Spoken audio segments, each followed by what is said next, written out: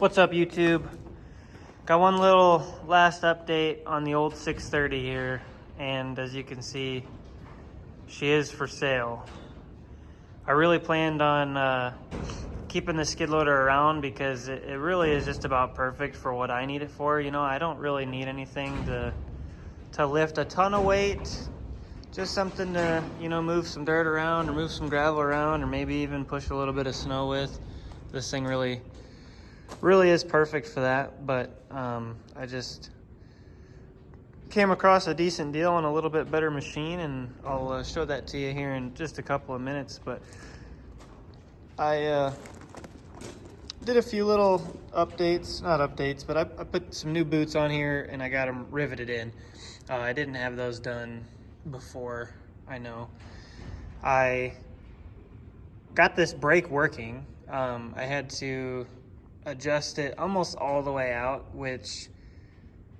so that next time it will need adjusted, it'll actually have to have the little fork taken off and moved up a spline, which is no big deal. But for now it works, so that's nice, because the parking brake didn't do anything before. It just kind of flopped around, so that actually does work. And then since I had it listed for sale, I've had a couple of people come and look at it. Well, I had one guy come and check it out that was really rough on it, just beating the crap out of it. And I mean, that's fine, these things are kind of built for that, but this one's really old, and I don't know that any of the seals have ever been replaced on this thing. So like, as I said in one of my videos, I rebuilt this tilt cylinder when I first got it because it was just pouring so much hydraulic fluid I could barely keep the bucket up and drive very far, even with my foot being held on the pedal to hold the bucket up. It was just dumping hydraulic fluid. So I rebuilt that one. And then I ordered 2 seal kits because when that guy was here and beating the crap out of it, this tilt cylinder started spewing oil everywhere, which is fun because he didn't buy it. And I was left to fix my slightly damaged machine after that. So thank you to that guy. But anyway, I literally just earlier today pulled this cylinder apart, rebuilt it, new seals, put it back together. And to be 100% honest, I'm not going to totally blame that guy for being super rough on it, because there were no seals on in these particular boom cylinders here. The main seals are on this actual piece here that threads out. You have a dust seal right here, and then just a little bit further down you have the main seal, and neither one of those seals were in this when I pulled it out. They were both gone, and there were no like seal remains anywhere on here. So the fact that this cylinder was even working and holding fluid back at all is kind of mind-blowing to me. But I could just tell that after I rebuilt this cylinder and got in it, like how much more power it felt like the boom had. It was pretty impressive. That was definitely nice. So I'm sure now it would probably even pick up a little bit more weight. I picked up 700 or 800 pounds with it a few months back, and it struggled a little bit with that, but I gotta believe that now it wouldn't struggle near as bad. I also got the muffler ran out the back. I really wanted to try and get it ran out of here, but the muffler goes past the hole, so to get it curved back and up and out, it was just going to be too much of a pain. So I just cut a little hole in the grate here and got her mounted up in there, and that works great. I noticed that this cylinder has every once in a while a little drip on it, so I did order another seal kit, but I don't see any oil coming out of it when I'm using it. I think it's just while it's sitting. So it kind of leads me to believe that maybe it's one of the hydraulic fittings up here, and maybe it's just running down the tube over time from sitting. So I don't think I'm gonna actually replace that one, since I don't think it's quite necessary just yet. But other than that, I think that that's gonna be it for this little skid steer. She is for sale. But anyway, to the new skid steer we got. Not new to me, but definitely in very good shape. We have this beauty right here. Yep, we got a 1997 670 or 763 high flow. Super nice machine.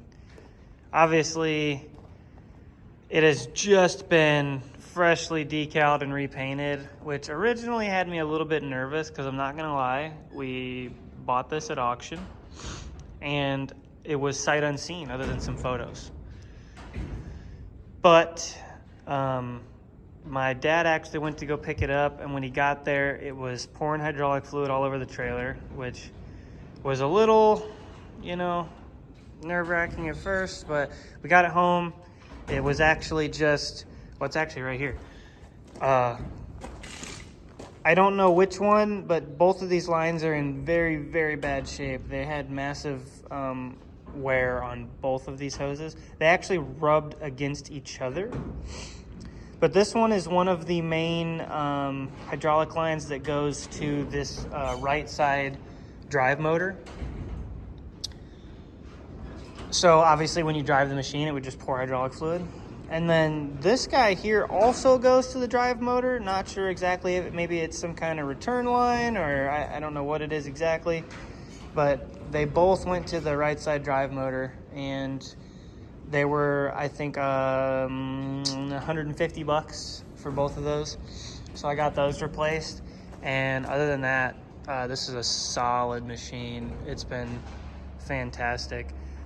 Same auction, I managed to pick up a brand new bucket for it because this is actually kind of a small bucket for this. It's only a 66-inch bucket, but it did come with a 72-inch bucket. It's just really tore up. So I don't know that I'll be using the 72-inch bucket too much, but no, it's a solid machine. When they repainted it, it's kind of cool. They used like a textured black, almost kind of like a Rhino liner or something, but not quite. It's just got some texture to it. But it's covered in limbs and stuff because I was doing some clearing with it the other day. But it's got the good old Kubota diesel in it, which is really cool. You know, as much as I love the little gasser there, I really did want a diesel machine. It's just more convenient for me.